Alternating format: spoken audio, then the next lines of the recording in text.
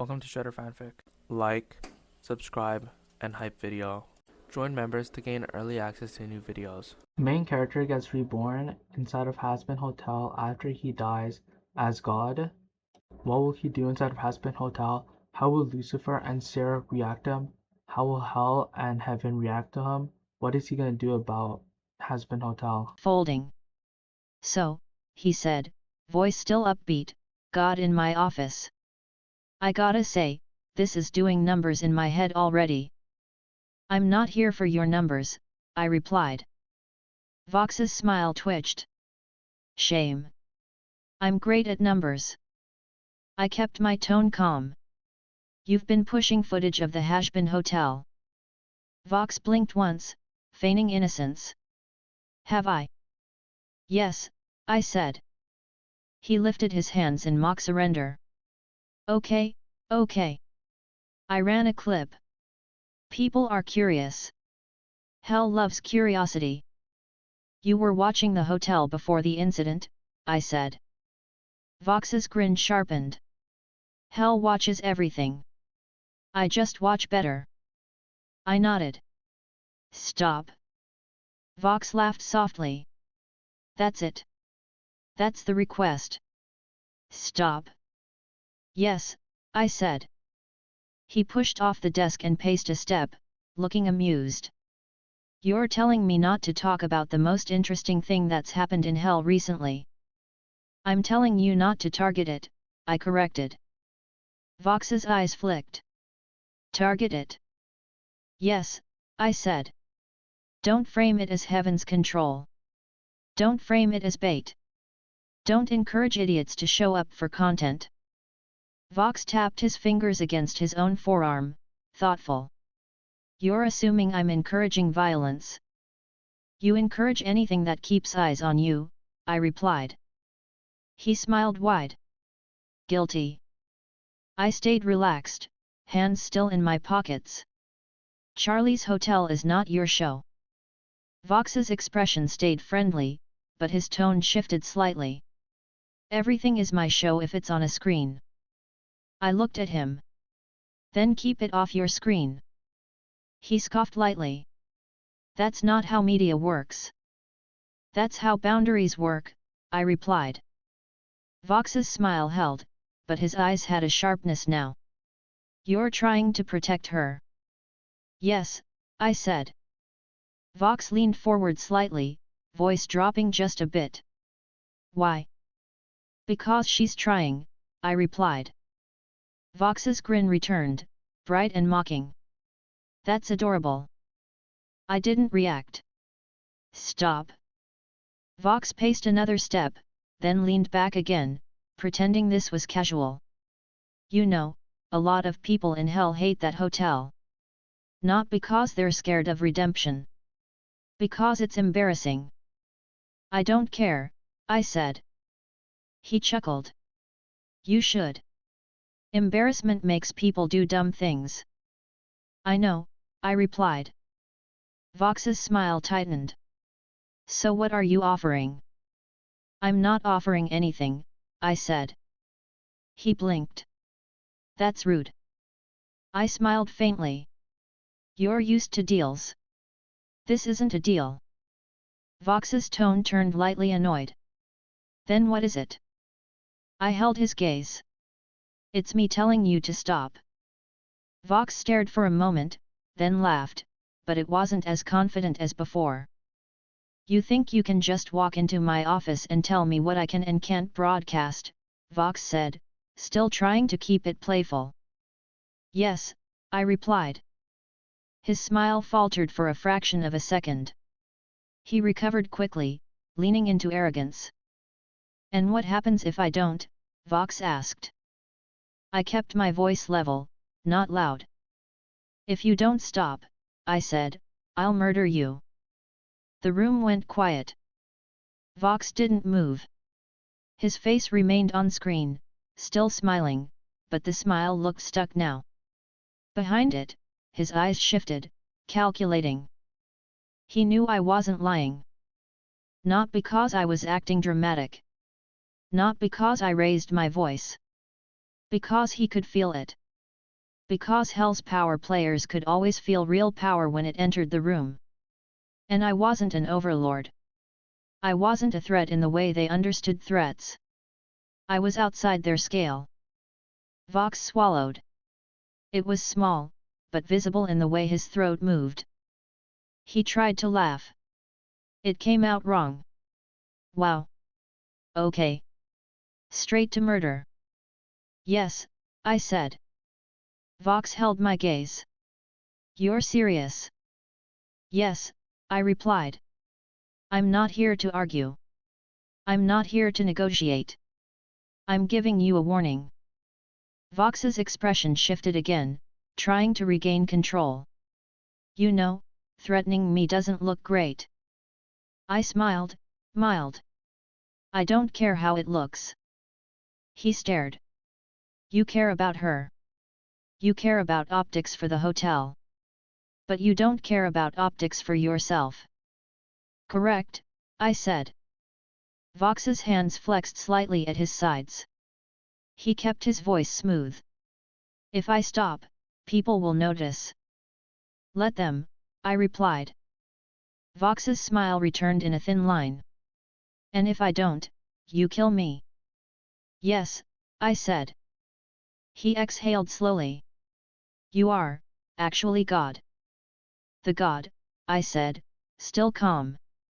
The one and only. Vox didn't argue.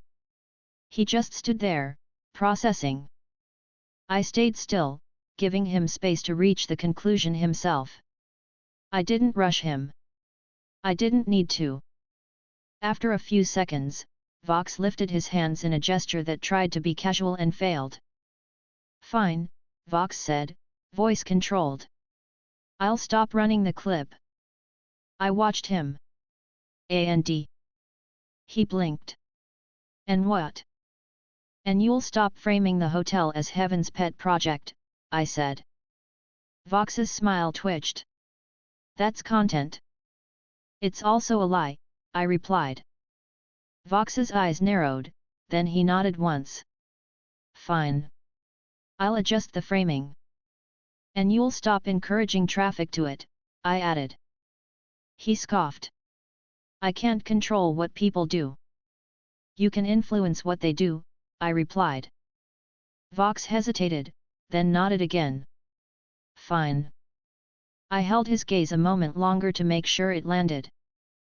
Vox attempted to recover his showman tone. So, do we shake on it? No, I said.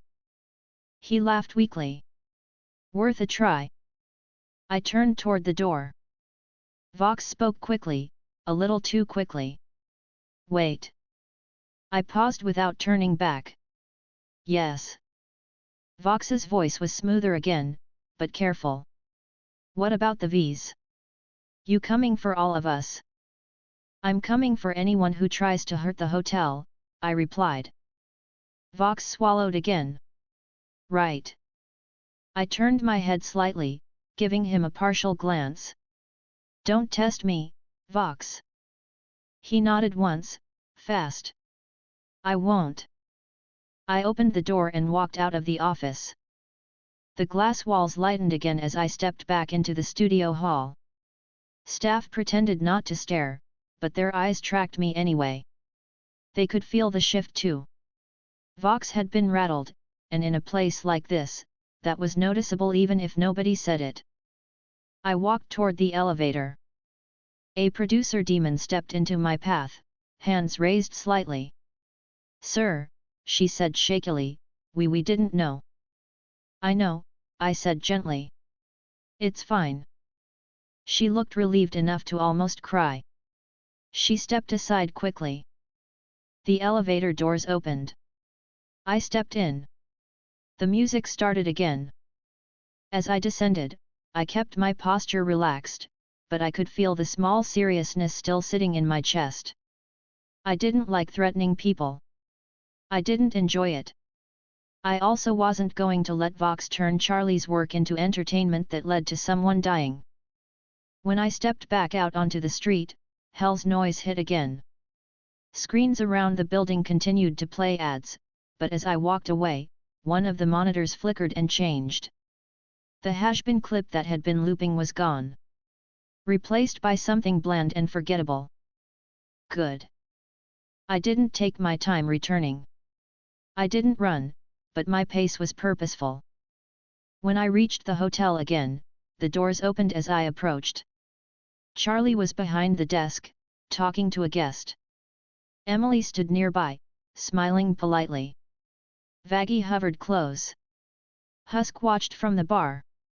Angel pretended not to stare, then stared anyway. Charlie finished her sentence and glanced toward me. Her eyes searched my face. Did you? I spoke to Vox, I said calmly. Charlie's shoulders lifted slightly. And he'll stop pushing the footage, I replied. Charlie blinked, then exhaled slowly. Relief showed in her face before she tried to hide it. Okay, Charlie said quietly. Okay.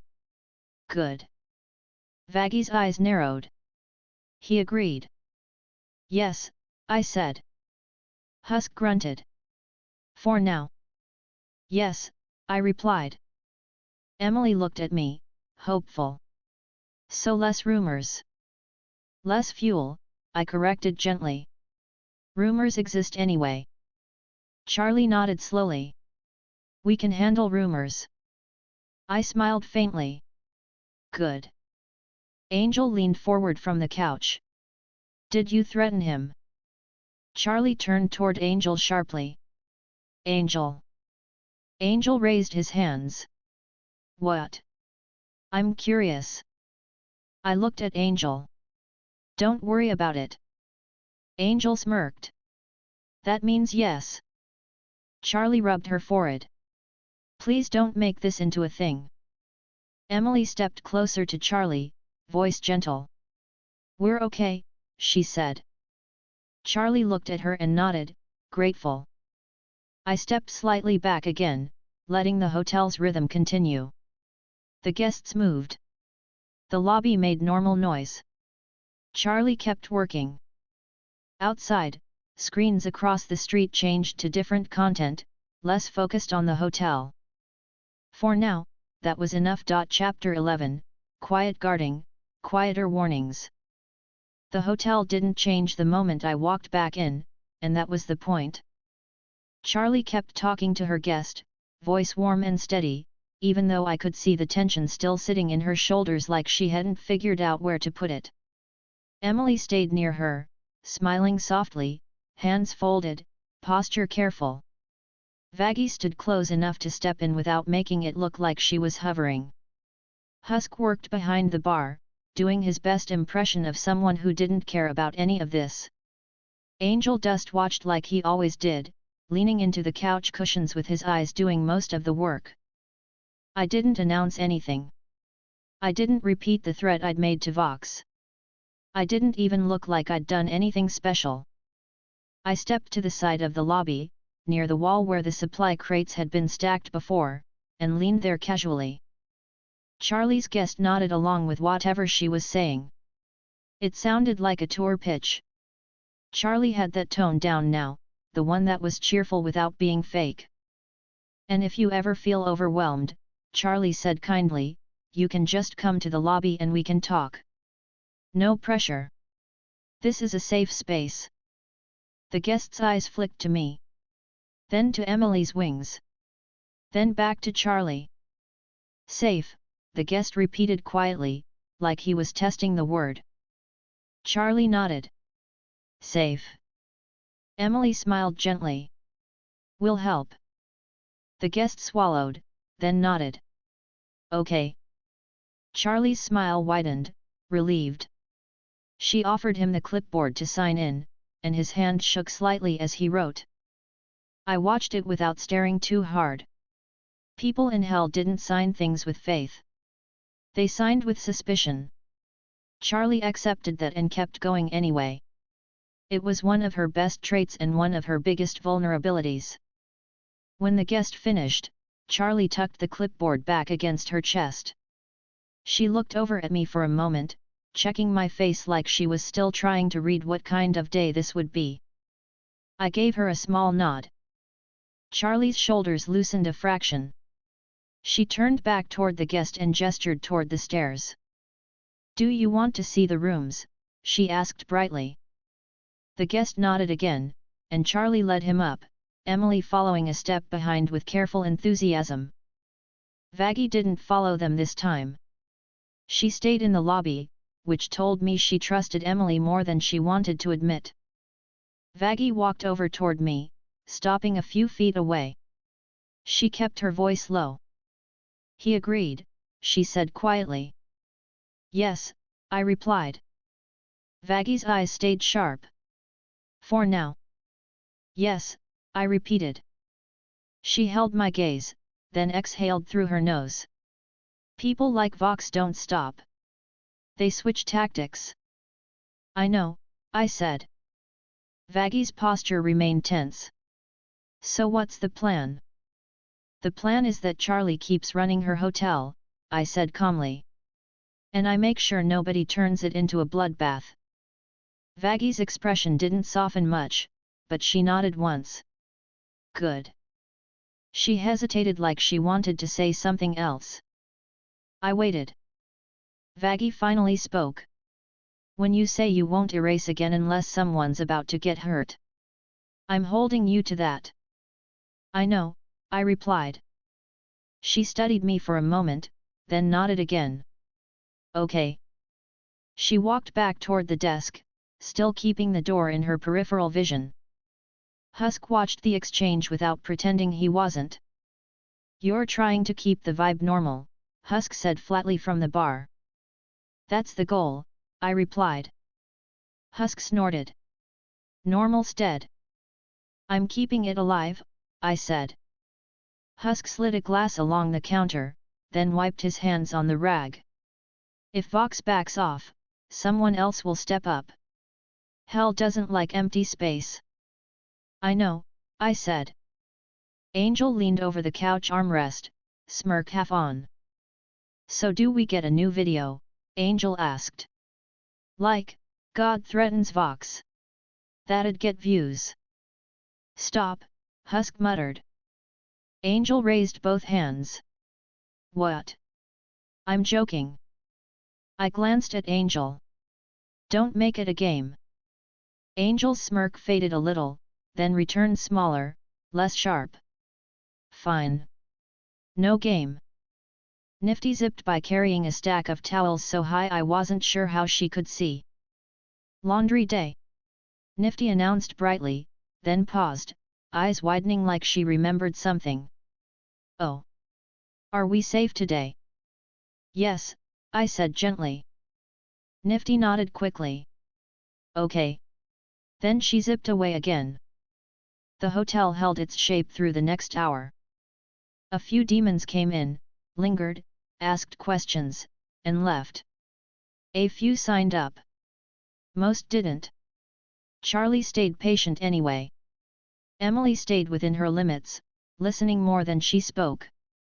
When someone made a crude comment, Emily didn't correct them. She just looked at Charlie and let Charlie handle it.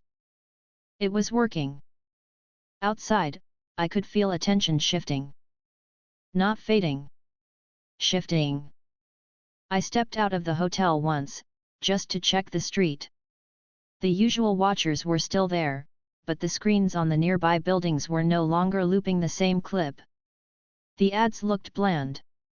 Normal hell nonsense. That was the best outcome. Still, I noticed two demons standing on the corner longer than the others, pretending to smoke. Their eyes flicked to the hotel doors, then away, then back. They looked like they were waiting for something. Not brave enough to act, but not casual either. I walked toward them at a normal pace. They stiffened. One of them muttered, "Shit." "Hey," I said cheerfully. They stared at me like they expected punishment for existing. "What?" I asked mildly. "You guys waiting for a bus?" The taller one swallowed. "We're just hanging out." "Cool," I said. "Hang somewhere else." He hesitated. The shorter one tugged his sleeve urgently. They started to move. As they walked away, I watched their shoulders loosen like they'd survived something they weren't sure they would. That was fine. I didn't need to erase everyone who made stupid choices. I just needed to keep them from escalating. I returned inside. Charlie came down the stairs with Emily a few minutes later. Charlie looked tired but calmer. Emily looked proud of herself in a contained way, lips pressed together like she didn't want to burst into happy chatter. Charlie walked over to me. "Vox is backing off," Charlie said cautiously, like she was afraid to jinx it. "For now," I replied. Charlie nodded. "Okay." She hesitated. "I don't like that you had to threaten him." I didn't argue. I kept it simple. "I don't like it either." Charlie's eyes searched my face. "But you did it anyway." "Yes," I said. Charlie exhaled, then nodded slowly, accepting that she couldn't control everything. Emily stepped closer. "Charlie did really good," Emily said gently. "She was really kind during the tour." Charlie's cheeks pinked slightly. "Thanks." Vaggie glanced over, listening without making it obvious. Her posture eased a fraction when she saw Emily and Charlie talking easily. Lucifer wasn't in the lobby. I noticed because the room felt less loud without him. It wasn't better or worse, just different. Lucifer's energy filled space whether he meant it to or not. Charlie noticed my glance. "He left earlier," she said quickly. "He said he had stuff." "Did he seem upset?" I asked. Charlie shook her head. "No. Just distracted." That wasn't surprising. Vox was one of the quickest ways to get under Lucifer's skin. If Lucifer suspected Vox was involved, he'd want to retaliate immediately, not because he cared about social narratives, but because he hated being played with. I kept my voice quiet. "I should talk to him." Charlie's eyes widened slightly. "Are you going to?" "No," I said, cutting it off gently. "Just talk." Charlie nodded, still uneasy. Emily looked at me, then at Charlie, then back again, careful. "We'll be okay here," she said quietly. "I know," I replied. "Stay with the plan." Emily nodded firmly. "Friend." "Good," I said. I stepped away from the front desk and toward the lobby doors again. I didn't open a portal. I walked. Lucifer's place wasn't far in the way that mattered. Hell's geography twisted when it wanted, but Lucifer's presence made a path feel straightforward. I moved through streets and alleys, past gawkers and hustlers, until the architecture started to look cleaner and more theatrical. The palace wasn't subtle. Lucifer never was. The doors opened before I knocked. Lucifer stood inside the entry hall, as if he'd been waiting but wanted to pretend he wasn't. He held a drink in one hand, cane resting near his foot. His grin was ready, but his eyes were alert. "Well," Lucifer said cheerfully. "God visits twice in one day. I'm flattered." "Hi," I replied. He tilted his head. "You here to tell me you threatened Vox?" I smiled faintly. "Word travels fast." Lucifer's grin sharpened. "It's Vox. He leaks things." "I didn't do it on camera," I said. Lucifer waved his drink slightly. "Doesn't matter. He probably recorded your breathing." I stepped into the hall. "I'm here to tell you something else." Lucifer's eyes narrowed a fraction. "Oh." I kept my tone calm. "Don't escalate." Lucifer stared at me. Then he laughed. "That's funny." I didn't laugh back. Lucifer's smile softened, and he sighed like he was annoyed at himself for being predictable. "Okay," Lucifer said, voice still light. "Define escalate." Don't pick a public fight with Vox, I said. Don't storm into his building. Don't start a feud that turns Charlie into a headline. Lucifer leaned his hip against a pillar, posture casual, but his fingers tapped lightly against his glass. You think I'm going to do that? Lucifer said. Yes, I replied. Lucifer scoffed. Rude. It's accurate, I said. Lucifer rolled his eyes. I can be restrained. I watched him. Lucifer's grin returned, smaller. Okay, fine. I can be restrained sometimes. That's what I'm asking for, I said. He took a sip, eyes still on me. So you threatened him? Yes, I replied. Lucifer's eyebrows lifted. And he listened? Yes, I said. Lucifer chuckled quietly. I mean, obviously he listened. You're you. I nodded. Lucifer's expression shifted slightly, the humor thinning into something more focused. I hate Vox, Lucifer said matter-of-factly. I know, I replied. He's smug, Lucifer continued. He thinks he owns the air. He thinks he can take anything and turn it into content. Yes, I said. That's why I went. Lucifer's eyes flicked away, then back. Charlie doesn't need content. She needs space. Exactly, I said. Lucifer exhaled slowly. Okay. I waited, letting him sit with it. Lucifer set his drink down on a nearby table, then adjusted his coat like he was gearing up to perform restraint. I won't go after him publicly, Lucifer said, voice slightly irritated. Happy? Yes, I replied. Lucifer squinted at me. But if he tries something again? I'll handle it, I said. Lucifer stared. You're telling me to let you handle it? Yes, I replied. He scoffed, then laughed under his breath. This is humiliating. It's practical, I said. Lucifer sighed.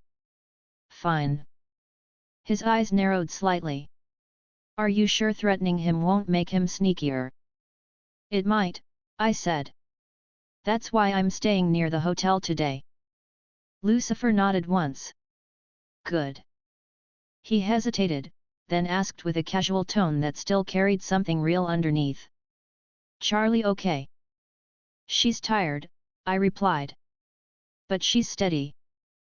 Lucifer's posture softened. Good. I added, she doesn't want to be protected by fear. Lucifer's mouth twitched. Yet. That's her. She's trying to keep the mood normal, I said.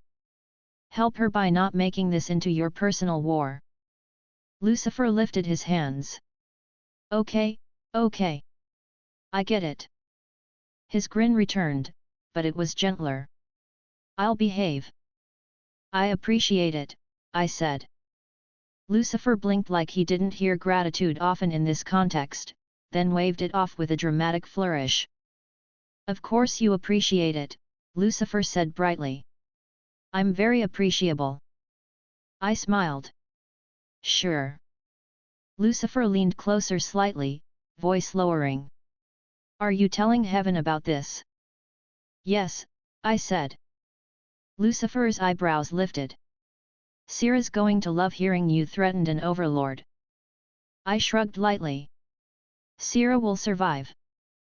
Lucifer laughed. True. I turned toward the door. I'm heading up briefly to report. Then I'm going back to the hotel. Lucifer saluted with 2 fingers. Try not to get bored. I won't, I replied. I left the palace and opened the way back to heaven from a quiet street, avoiding unnecessary attention. Heaven's air was clean again. The light felt almost too gentle after hell's harsh brightness. I walked straight to the administrative wing.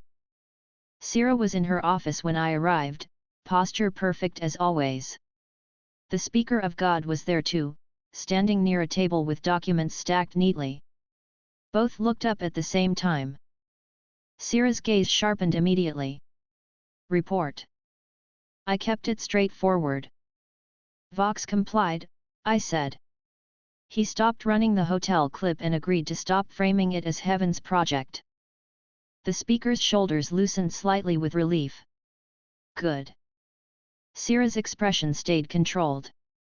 How did you secure compliance? I set a hard boundary, I replied. Sierra's eyes narrowed. Explain. I told him to stop, I said.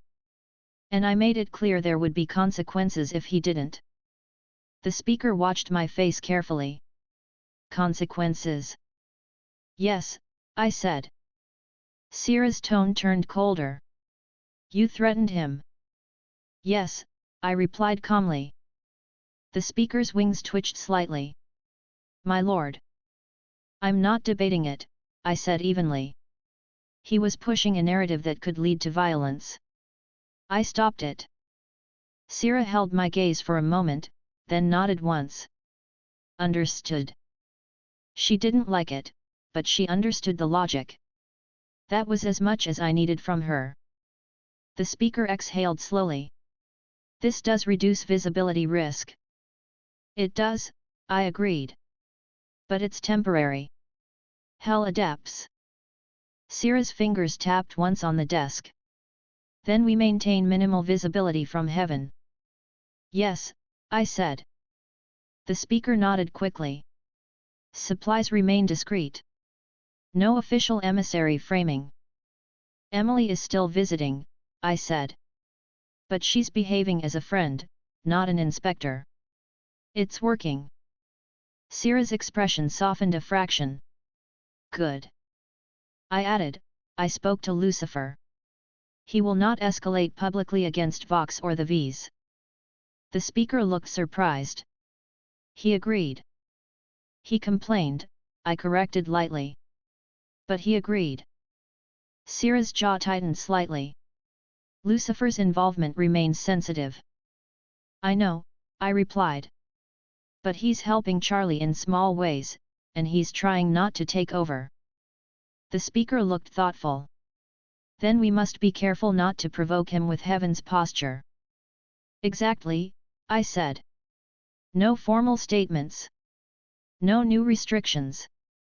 No visible monitoring teams. Sierra nodded once. Agreed. The speaker's gaze softened, and she spoke carefully, almost personally. You're doing a lot of direct intervention. I am, I replied. That creates dependence, she said gently. It could, I agreed. That's why I'm staying near the hotel without taking control. Charlie has to be the leader. I'm just keeping people from killing her for trying. Sierra stood, signaling the meeting was ending. Then returned to hell. I will, I said. The speaker stepped forward slightly, then stopped herself like she remembered she was supposed to be formal. Be careful, she said anyway. I nodded. I will. I left the office and headed back toward the gate, already thinking about what I'd look for first when I returned, whether the street screens near Vox's zone stayed bland, whether any new replacement rumor started up, whether the hotel drew new watchers. Heaven opened. Hell received. And the hotel waited, bright sign glowing, doors standing between fragile hope and a city that loved to test anything fragile. Chapter 12, standing nearby, saying less. Hell hit me again the moment I stepped back through. Heat, noise, and that constant sense that the city was watching itself. I landed a block away from the Hazbin hotel instead of right in front. I didn't want to look like I was stationed at the door. That would turn Charlie's building into a checkpoint, and she didn't need that. I walked the rest of the way. The streets were busy, which meant danger could hide in routine. Demons moved in clumps, yelling, laughing, arguing, bumping shoulders like nothing mattered. I caught snippets of conversation as I passed. Heard God threatened Vox. Nah, that's bullshit. My cousin's friend saw the screen change. Princess is working with Heaven now. The stories had already mutated. That was fine. Hell couldn't hold a clean fact for long. What mattered was whether those stories turned into hands at the hotel door. When I turned onto the hotel's street, I saw the usual crowd of watchers. Some were just curious, standing too still, pretending to smoke or talk. Some were pretending to pass by and accidentally slow down at the sign. A few looked angry in a way that suggested they wanted to prove something. No one moved in yet. I crossed the street and positioned myself near a storefront across from the hotel, leaning lightly against the wall beside it. The building's overhang shaded me just enough. From here I could see the front doors, the windows, and most of the sidewalk without being directly in the hotel's space. I kept my posture casual. A demon glanced at me, then looked away too quickly. Another stared openly. A third stepped a little farther down the sidewalk as if proximity to me was a bad idea. Good. I stayed there and watched. Minutes moved in small pieces. A group walked by laughing. A vendor yelled about a product that looked like it shouldn't exist. A couple demons argued loudly on the corner, then made up, then argued again. Hell didn't stop being hell just because I was standing nearby. The hotel's doors opened and closed periodically. Guests came out and looked around, cautious. Guests came in and hesitated before stepping through. Charlie did her thing at the front desk. I couldn't hear her voice from here, but I knew her rhythm. Bright smile. Gentle tone. Too much hope. Enough persistence to make people stop rolling their eyes sometimes. Emily's wings flashed faintly through the lobby window when she moved. That was another reason I stayed across the street. Emily being visible was inevitable, but I didn't want her standing beside me outside like we were a combined symbol. It needed to look like the hotel had normal foot traffic. Not heavenly escort. A small cluster of demons stopped near the corner, whispering. One pointed at the hotel. Another pointed at me. I watched them without changing expression. They watched back. The one who looked bold took a step toward the hotel. Then he saw my eyes track him and stopped. He pretended he'd just remembered something and turned away quickly, walking in the opposite direction. I exhaled softly. That was the pattern I wanted. People testing with their feet and backing off before they got stupid. After about half an hour, I pushed off the wall and crossed toward the hotel. I didn't rush. I didn't look like I was responding to an alarm. I just walked, like I belonged in the flow of the day. The doors opened as I approached. Inside, the lobby sounded like it was working. Not happy, not cozy, but functioning. Nifty zoomed past carrying a mop, humming loudly. Angel Dust was on the couch, legs thrown over the armrest, talking to a guest in a way that sounded like flirting but might have been genuine friendliness in his own style. Husk was behind the bar, pouring something with the expression of a man who hated every second of hospitality and still did it. Charlie stood behind the desk with her clipboard, and when she saw me, her shoulders lifted slightly, then dropped when she realized I wasn't storming in with bad news. "Hi," Charlie said warmly, a little tired. "Hi," I replied. Vaggie was nearby, scanning the lobby and the doors. She nodded at me once, short and businesslike. "Street's calm," Vaggie said quietly. "For now," I replied. Emily looked up from where she was standing beside Charlie, holding a small stack of papers like she'd been given a task and was taking it seriously. Her smile came fast. "You're back," Emily said happily. "I'm back," I replied. Charlie's eyes flicked toward the window. "Are people still watching?" "Yes," I said plainly. "But they're not moving in." Charlie exhaled, relief showing in her face before she hid it with a professional smile. "Okay," Charlie said. "Okay. We can handle watching." Angel leaned over the couch armrest and called, as long as they're watching, can they at least clap when I do something cool? Husk muttered, nobody's clapping for you. Angel smirked. You don't know that. I kept my face mild. Angel. Angel raised his hands. What? I'm behaving. He was, mostly. I leaned slightly toward Charlie. I'm staying near the block today. Across the street. Not in here. Charlie nodded quickly. That's good. Emily's expression shifted, a flicker of worry. Is that because of me? She asked quietly. No, I said immediately. Emily's eyes stayed on me, searching. I softened my tone.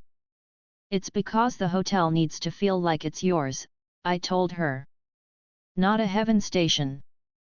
Emily nodded slowly, then swallowed. Okay. Charlie glanced at Emily, then back to me. Emily's been really good today, Charlie said quietly, like she wanted me to know. Emily's cheeks pinked faintly. She looked down, then back up, trying not to look too proud. She has, I agreed. Vaggie's posture eased a fraction at that, like hearing it out loud made her trust Emily more. I stepped closer to Emily, lowering my voice so it didn't become a lobby announcement. Can we talk privately for a minute? I asked. Emily nodded quickly. Yes. Charlie looked uncertain. Is everything okay? It's fine, I said gently. Just a check-in. Charlie nodded slowly, watching Emily with a protective look that was new. Not the same as how she watched Vaggie. Different. Softer.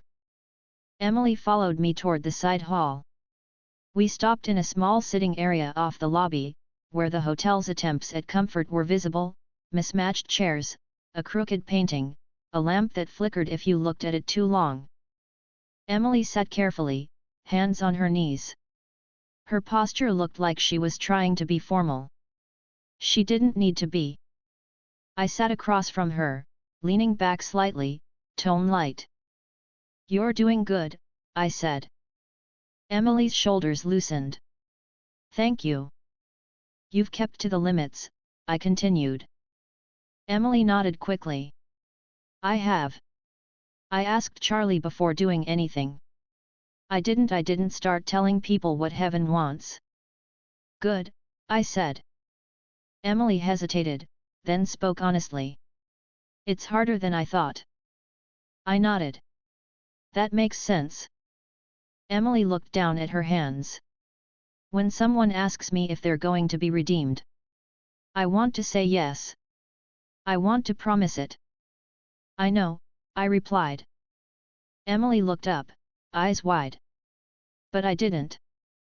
You didn't, I confirmed.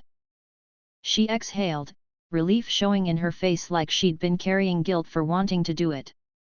And you asked Charlie what to say instead, I added.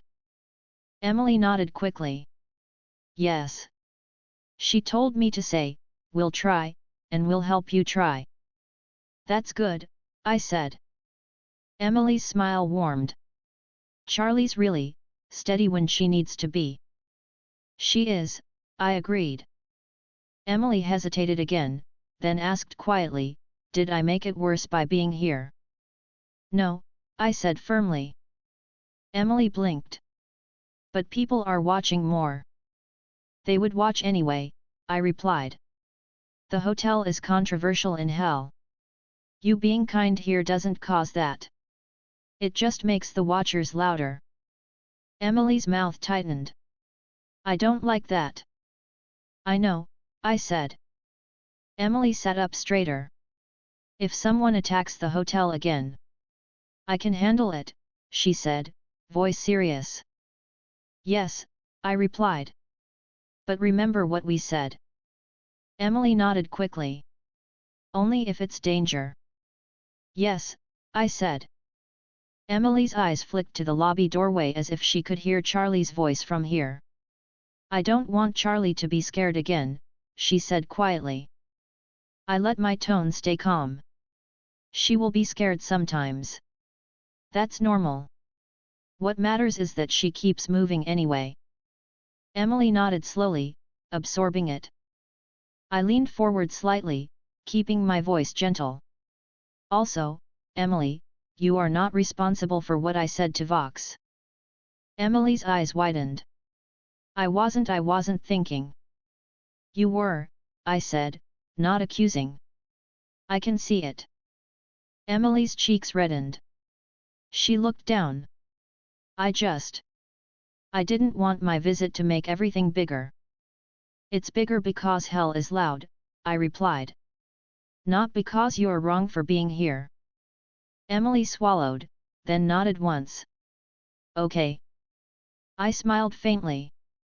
You're allowed to be helpful and still be yourself. Emily's smile returned, small and relieved. Okay. I stood, ending the check-in before it turned into something heavy. Emily stood too.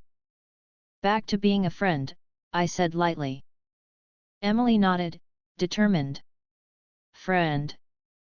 We walked back into the lobby. Charlie was talking to a guest again. Vaggie stood nearby, arms crossed.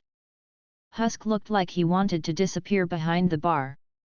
Angel waved at Emily like he'd been listening the whole time.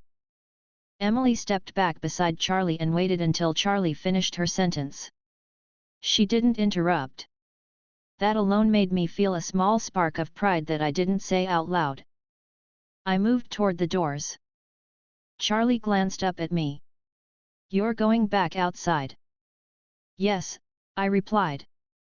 Charlie nodded, then said softly, thank you. You're welcome, I replied. I stepped out again and returned to my spot across the street, leaning against the wall. The watchers were still there, but the tone had shifted slightly. Less confident. More wary. Vox's screens nearby stayed bland. No looping hotel footage. No flashy captions. Just regular hell advertising nonsense. I stayed there for another stretch, letting the day move. A demon approached from down the street with a group, laughing loudly. They slowed when they saw me. Their laughter turned into quieter muttering. One of them pointed at the hotel, then at me. The group hesitated. I watched them calmly. They turned away.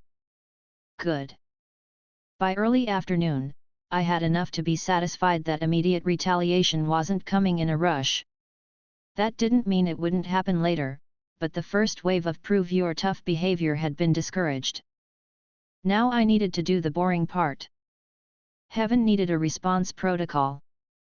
Not a big public policy. Not an announcement. A framework so that if Vox or anyone else tried to manipulate perception again, Heaven wouldn't overreact and make it worse. Sierra could keep things controlled. The speaker could keep the bureaucracy from getting excited. Emily needed to remain a friend, not a banner. I went back inside briefly. Charlie looked up. Everything okay? Yes, I said. I need to go up for a short meeting. Then I'll come back. Charlie nodded, trying to hide the small worry. Okay. Emily looked at me. You'll be back, she said quietly. Yes, I replied. Vaggie said, if anything happens while you're gone. I'll know, I said calmly. Husk muttered, great. Angel called, tell Heaven I said hi. I didn't respond to that. I stepped outside, opened the way in a quiet alley, and went up. Heaven's air cleaned my lungs immediately. The light was steady. The noise dropped away. The contrast always made hell feel even louder in my memory, like my ears needed time to adjust. I walked to the administrative wing. Sierra was already waiting in a small meeting room with a clean table and a few neatly stacked documents. The Speaker of God stood beside her, staff in hand, expression focused. No one else was present. That was good. The fewer people involved, the fewer leaks. Sierra nodded at me. You requested a protocol. Yes, I replied. The speaker inclined her head slightly. We drafted a preliminary outline. I sat at the table, posture relaxed. Let's hear it. The speaker slid a document toward me. It was short, by heaven standards. Clear headings. Simple language. Sierra spoke, voice controlled. Minimal visibility remains the core rule. No public statements about the hotel. No formal emissary status. Supplies delivered quietly through your authority and the speaker's channel. I nodded. Good. The speaker added, any media surge in hell will be treated as an informational issue first, not a military one. Sierra's jaw tightened slightly, but she didn't argue. She understood the need. I glanced at the document. Response steps, I said. The speaker nodded and pointed gently. Step 1.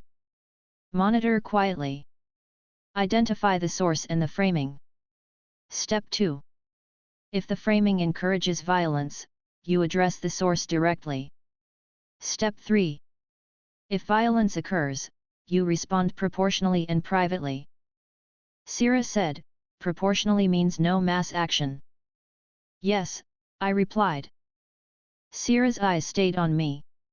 Your actions must not create a spectacle. I smiled faintly. I know. The speaker hesitated, then spoke carefully. We also included a rule about internal restraint. No angel is permitted to take independent action in hell related to the hotel without your explicit approval or Sierra's, communicated through me. Sierra nodded once. This prevents well-meaning interference. That's important, I said. Sierra's expression tightened slightly.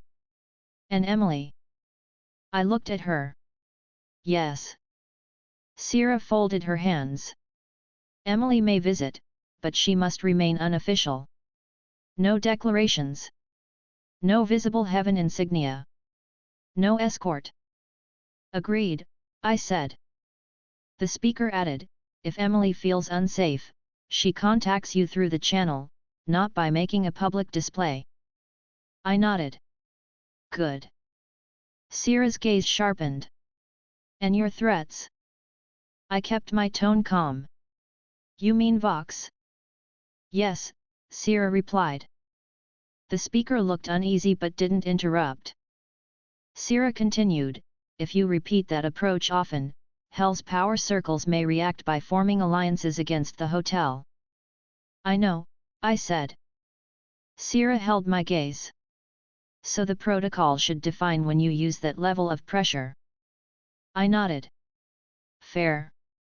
I looked at the document again. At a threshold, I said. Direct incitement to violence or coordination of attacks triggers direct intervention. Social mockery does not. The speaker nodded quickly and made a note. Sierra relaxed a fraction. That is acceptable. I tapped the document lightly. Also, the protocol should remind everyone that Charlie leads. Support goes to her, not around her. The speaker nodded again.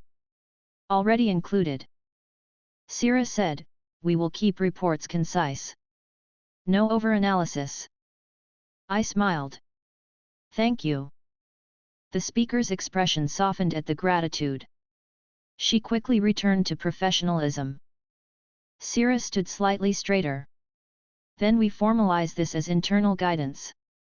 Not a public decree. Perfect, I replied. The speaker gathered the documents neatly. I will circulate it to the relevant departments under confidentiality restrictions. Sierra nodded once. Good. I stood, ending the meeting. Sierra watched me closely. You're returning to hell. Yes, I replied. The speaker looked at me, voice quieter. Be careful. I will, I said. I left the room, walked through heaven's quiet hallways, and opened the way back down. Hell's heat hit again. Noise returned. The hotel's street was still busy, still watched, still annoying. I crossed toward the hotel at an easy pace. The watchers noticed me again and shifted, like they were resetting their calculations. No one stepped forward. No one tried anything clever. When I walked through the hotel doors, Charlie looked up immediately. Relief flickered across her face before she hid it behind a smile. "You're back," Charlie said warmly. "I'm back," I replied. Emily looked up too, smiling bright. She kept it controlled, then gave me a small thumbs up like she was proud she hadn't turned into a spectacle while I was gone. I nodded at her. Vaggy's shoulders eased a fraction. The lobby continued to move. Guests asked questions. Charlie answered them. Husk poured drinks. Angel talked too much. Nifty cleaned. And I took my spot near the side wall again, present but not central, watching the doors and listening to the building breathe. Chapter 13, Small Screens, Smaller Limits. The hotel kept moving like it wanted to prove it could. Charlie stayed behind the front desk with her clipboard, shoulders squared, smile practiced and real at the same time. Emily stood a little off to the side, close enough to support and far enough not to hover. Vaggy kept scanning the doors, the windows, the lobby corners, like she was counting every possible angle someone could use to make things ugly. Husk stayed behind the bar, muttering complaints while still doing the work. Angel Dust drifted around like he owned the couch, flirting with anything that looked at him for more than a second. Nifty cleaned with a loud hum, like the sound could keep the building from collapsing. I stayed where I'd been, near the side wall of the lobby, present but not central. I didn't want Charlie looking up and seeing me as her answer to every problem. That would turn her hotel into something it wasn't meant to be. Still, I watched the doors. Every time they opened, I checked faces. Every time a guest hesitated, I watched how Charlie handled it. Every time Emily shifted her stance, I checked whether she was remembering the plan. She was. Emily didn't rush toward new arrivals. She didn't start explaining heaven. She didn't try to fix people. She smiled. She listened. She let Charlie speak first, which was harder for her than it looked. I felt a small satisfaction every time she caught herself and waited. The first hint that Vox's network was trying a new angle came quietly. Not as a clip on a public screen, not as a loud headline. It came as a change in the way demons outside started behaving.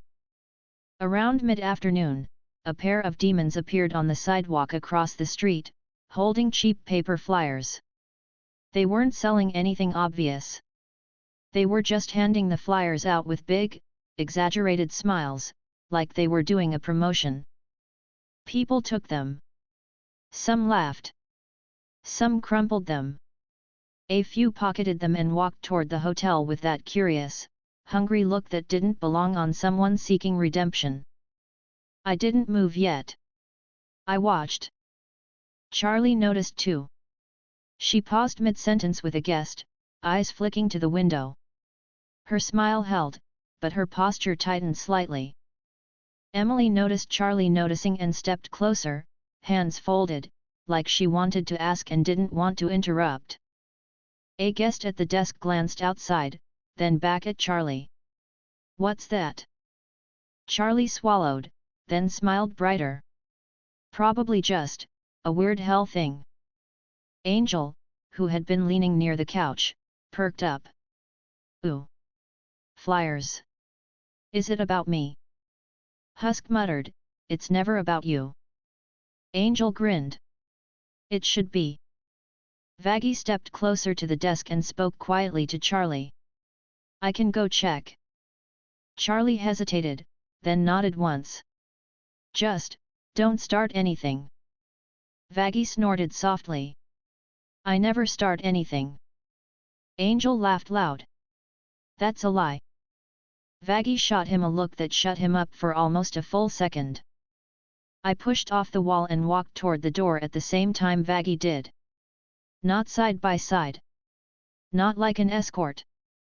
Just moving with purpose. Vaggie glanced at me briefly, then looked away like she didn't want to admit she liked me coming along. We stepped outside. The heat and street noise hit immediately. The flyer demons noticed us and stiffened. They had the posture of people hired to be bold, which meant they were going to fold as soon as they met real resistance. Vaggie walked up first, spear not raised, but visible. What are you handing out? One of the demons smiled too wide. Just advertising. For what? Vaggie asked. The demon held up a flyer, waving it like it was harmless. The paper was glossy, which was already suspicious in hell.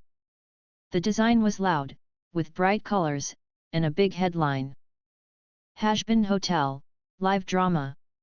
Come watch Heaven's Pet Project collapse. Special appearances possible. A QR-like symbol sat at the bottom, pulsing faintly. Vox's style, even if his logo wasn't stamped on it. Vaggie's jaw tightened. This is harassment. The demon shrugged, still smiling. It's just publicity. I took the flyer from his hand calmly, glanced at it again, and felt the mild irritation settle in my chest. Not rage. Not anything dramatic. Just annoyance that Vox couldn't help himself. I kept my voice light. Who paid you? The demon's smile faltered. Nobody. Vaggie's spear tip moved a fraction closer. Try again.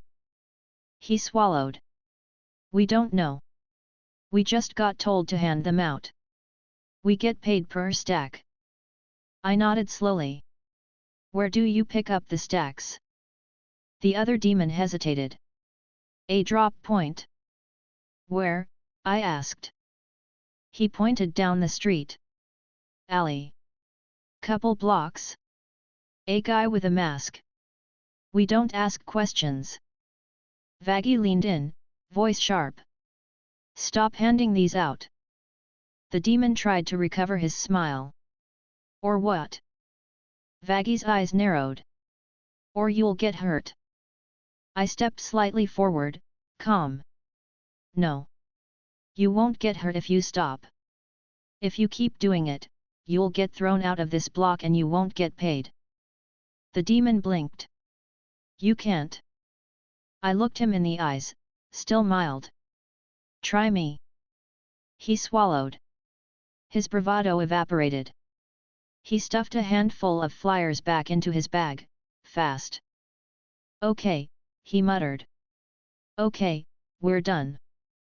The other demon nodded quickly, already backing away. They hurried off, glancing over their shoulders like they expected me to erase them. I didn't. They were annoying, not violent. Charlie didn't need me turning a flyer stunt into a massacre. Vaggie exhaled through her nose, still tense. That's Vox. Probably, I replied. She looked at me. You told him to stop. I told him to stop pushing footage and framing, I said. He's trying a different tactic. Vaggie's eyes narrowed. He's trying to draw a crowd. Yes, I replied. He wants people to show up hoping for a scene. Vaggie's expression hardened. If a crowd shows up, someone's going to start something.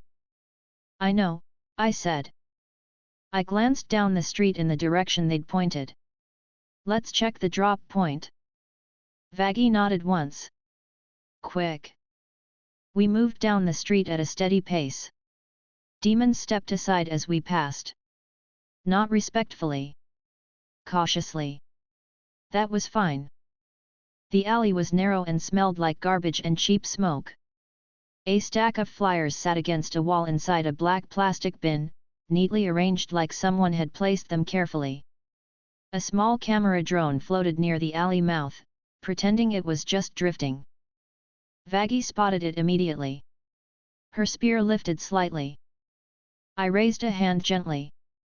Don't. Vaggie's jaw tightened. It's filming. I know, I said.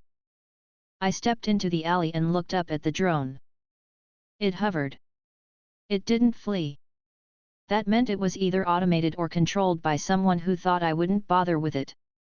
I reached up, pinched it between my fingers, and squeezed until it crumpled. No explosion. No show. Just broken plastic and sparking wires. I dropped it into the bin with the flyers. Vaggy's shoulders eased slightly. Good. I looked at the stacks. They were designed to funnel people toward the hotel without Vox putting his name on it. A softer push. A plausible denial. A crowd bait. I picked up the bin, walked out of the alley, and set it down in the middle of the street with one hand. Vaggy stared. What are you doing? I kept my tone casual. Cleaning.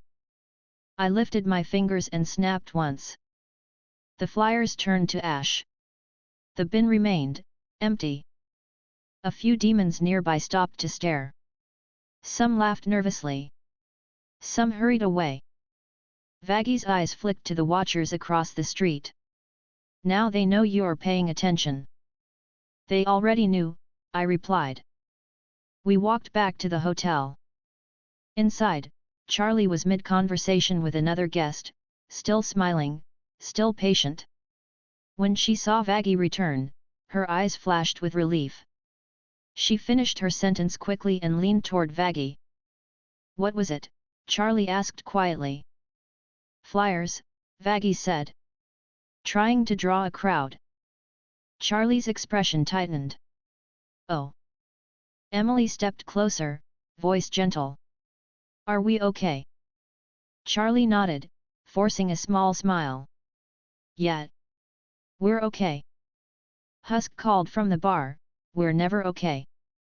Charlie ignored him. Angel perked up. Flyers about what? Vaggy shot him a look. Angel held up his hands. I'm just asking. Charlie sighed. It's just, people being annoying. Angel grinned. People are always annoying. Husk muttered, especially you. Angel laughed. Love you too, old man. I stepped back to my spot near the wall, keeping myself out of the center again. The rest of the afternoon moved in small, tense increments. A few demons came in holding flyers that hadn't been destroyed yet. Charlie took them politely and threw them away without comment. Vaggy stood a little straighter when she saw someone approach with one. Emily stayed calm, watching Charlie for cues instead of reacting to the paper itself.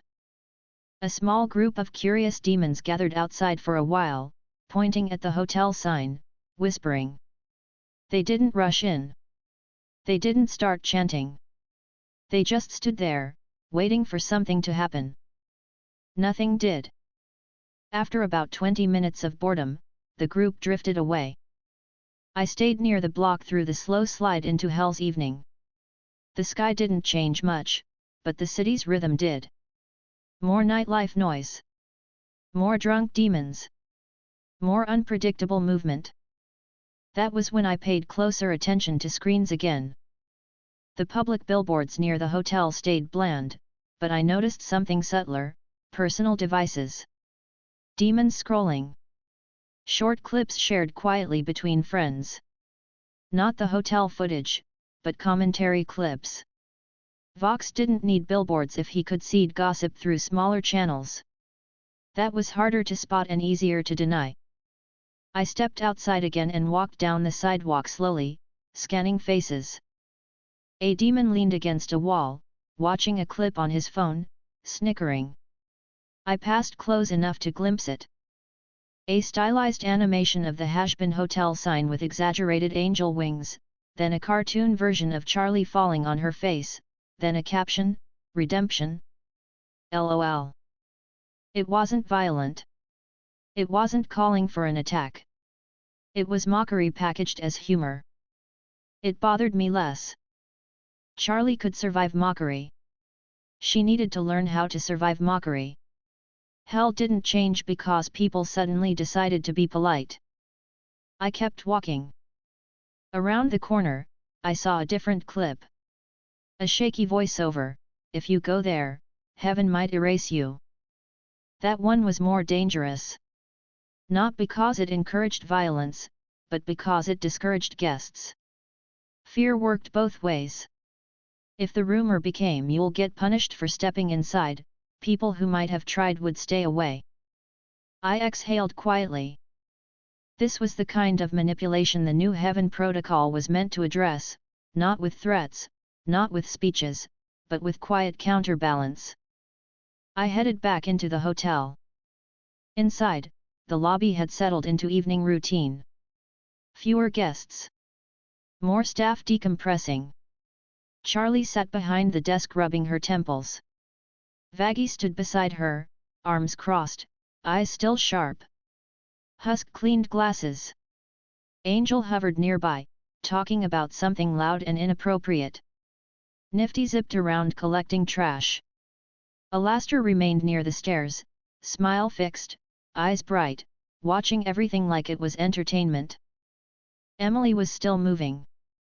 I noticed it immediately. She had been doing tasks all day without pause. Helping Charlie sort paperwork. Carrying towels. Checking rooms. Smiling at guests. Listening to complaints. Being gentle. Holding herself back. All of it took effort. Now she stood near the sitting area with a small stack of linens, looking like she was about to do another round of helpful even though her posture had a slight stiffness. I walked over calmly. Emily, I said quietly. She turned fast, smile snapping on automatically. Hi. You've been working all day, I said. Emily nodded quickly. It's fine. It's not, I replied, still gentle. You need to rest. Her smile faltered. I'm okay. I glanced at her wings. They drooped slightly, subtle enough that she probably didn't realize. You're tired, I said. Emily swallowed. I don't want Charlie to feel like I'm leaving her. I kept my voice soft. Resting isn't leaving. Emily's eyes flicked toward Charlie behind the desk. She looks tired too. She is, I said. And she'll still be tired tomorrow. That doesn't mean you stay awake until you fall over. Emily's cheeks reddened faintly. I don't fall over. You will, I said, not teasing. Emily looked down at the linens in her hands, then back up, conflicted. I lowered my voice further. You're doing good. Really. But you're trying to be perfect, and that's going to burn you out. Emily blinked. I'm not trying to be perfect. I gave her a small look. Emily sighed softly, then nodded. Okay. Maybe I am. That's normal, I said. Now stop. Emily's mouth twitched, almost amused despite herself. Okay. I gestured gently toward the stairs. Go rest. Emily hesitated. Should I tell Charlie? Yes, I said. And say it normally. Not like a confession. Emily nodded quickly. Okay. She walked toward the front desk with careful steps, like she didn't want to make a scene. Charlie looked up as Emily approached, concern flashing immediately. Emily, Charlie said softly. Are you okay? Emily smiled gently. I'm okay. I'm just tired. God told me to rest. Charlie blinked, then laughed softly, a tired little sound. Good. You should. Emily's shoulders loosened.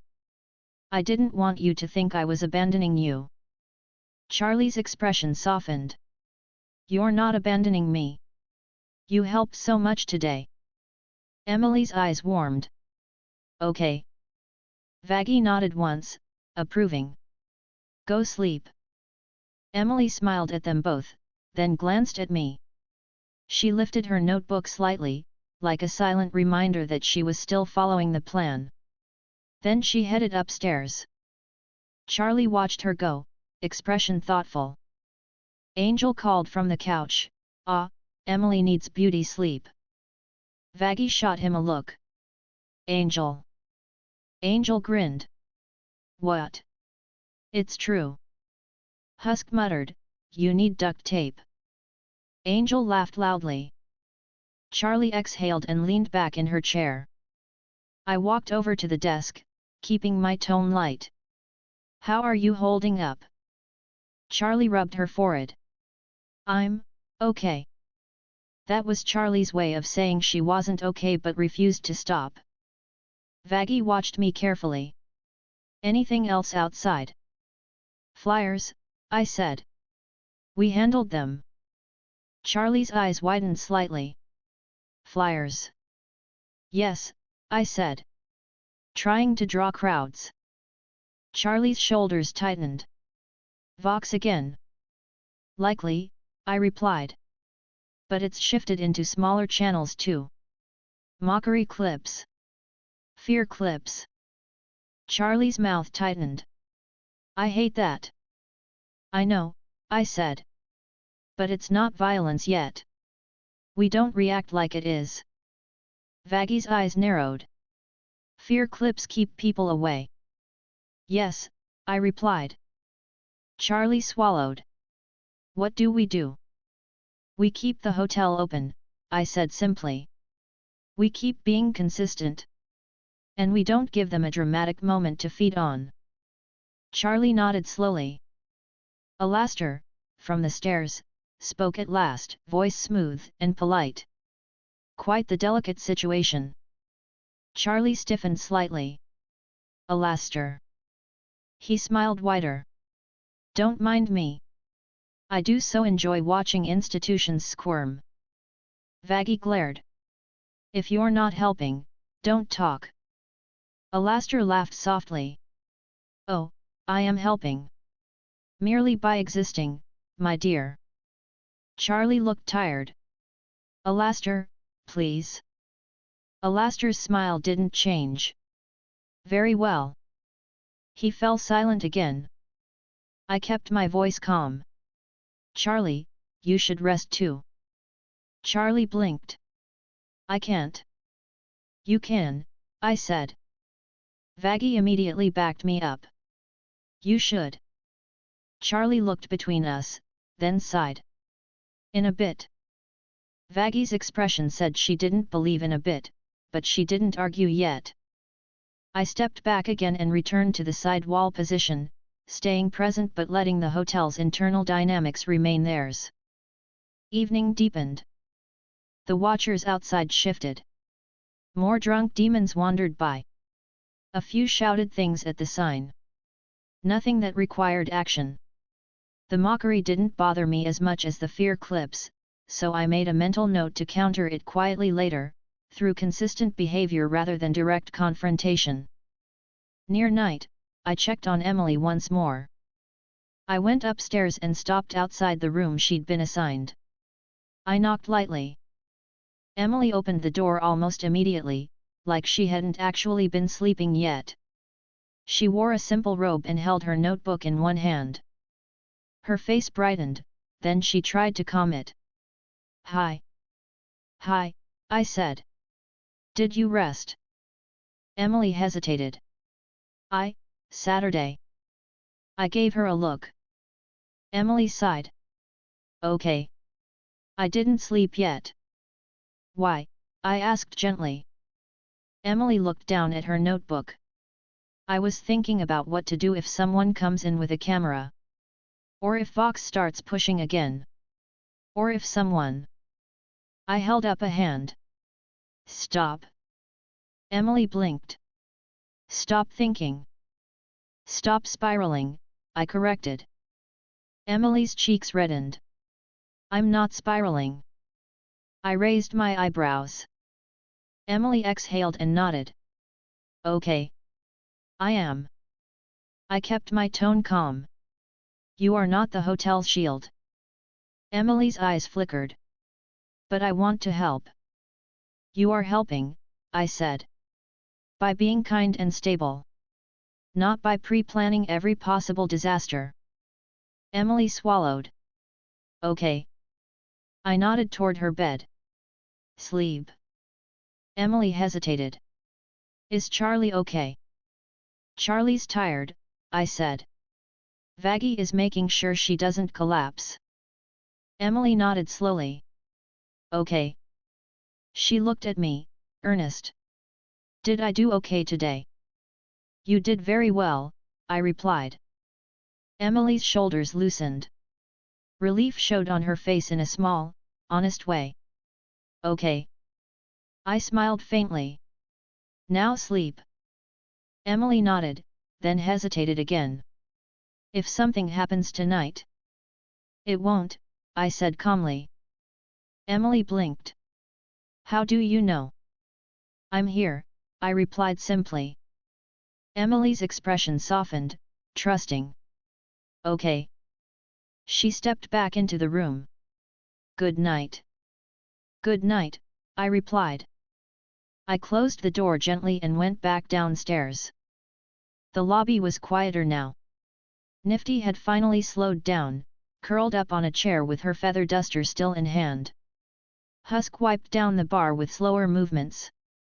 Angel wandered off toward his room after announcing he was exhausted from being hot all day. Vaggie stood close to Charlie, practically looming until Charlie finally agreed to go upstairs.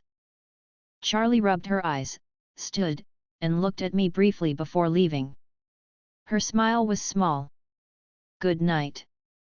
Good night, I replied. Vaggie gave me a short nod before shepherding Charlie up the stairs. I remained in the lobby a while longer, listening to the hotel settle and watching the front doors. Outside, screens stayed bland. No obvious retaliation from Vox's network. But I could still feel the city's attention, like a hand hovering near a button.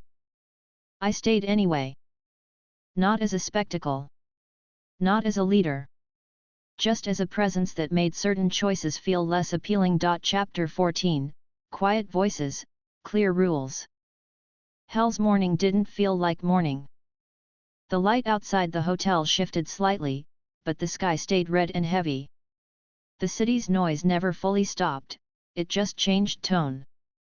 Fewer drunken shouts, more vendors calling, more arguments that sounded like routine instead of chaos. The streets smelled the same. Hot pavement, smoke, cheap food, and the sharp bite of something chemical that never fully left the air. I was still in the lobby when the first signs of new day started. The chandelier flickered. The front desk lamp buzzed. Somewhere in the walls, a pipe clanked like it was getting ready to complain again. The hotel had its own way of waking up, and none of it was graceful. Nifty was the first to appear, zipping down the stairs with a rag already in hand, hair bouncing, eyes wide with excitement like she'd slept for 5 minutes and decided it was enough. Good morning, Nifty said brightly. I lifted a hand in a small wave. Morning. Nifty stared at me like she'd forgotten I could exist quietly. You stayed, she said, odd. All night. Yeah, I replied. She gasped. That's so responsible. I smiled faintly. Don't spread that rumor. Nifty giggled and immediately began wiping the front desk even though it was already clean.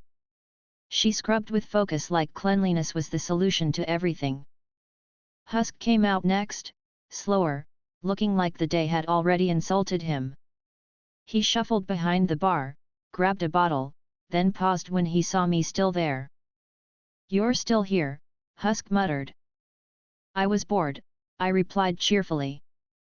Husk stared at me, unimpressed. You don't get bored. I do, I said. I just handle it better than you. He grunted and poured himself a drink that was too early to count as normal even in hell, then took a sip like it was medicine. Angel Dust wandered down the stairs after Husk, stretching dramatically with a loud yawn. Ugh, Angel complained. I slept like garbage. Husk didn't look up. You always sleep like garbage. Angel pointed at him. Not true. Sometimes I sleep like luxury garbage. Nifty zoomed past them. Good morning, Angel. Angel winked. Morning, sweetheart. Vaggie came down last, alert immediately, spear in hand, eyes scanning the lobby like she expected an ambush behind the couch. She saw me and paused. You stayed, Vaggie said, voice flat, but there was a small relief in it she didn't want to show. I stayed, I replied. Vaggie's eyes flicked to the front doors, then to the windows. Anything happen? Nothing worth mentioning, I said. She nodded once. Good. Charlie came down a few minutes later, hair slightly messy, wearing a robe and trying to look awake. She looked tired, but she was smiling the moment she spotted movement in her lobby. That was Charlie. Even when her body wanted to fold, her face kept choosing warmth. Good morning, Charlie said, voice bright. Angel threw his arms out. Morning, boss. Husk muttered, it's not morning, it's punishment. Charlie ignored that and walked toward the desk, then stopped when she noticed me. Oh, Charlie said softly, surprised. You're still here? Yeah, I replied. Her smile softened. She rubbed her eyes quickly, then tried to straighten her posture. Thank you, Charlie said quietly. You're welcome, I replied. Charlie glanced toward the windows. Are people still watching?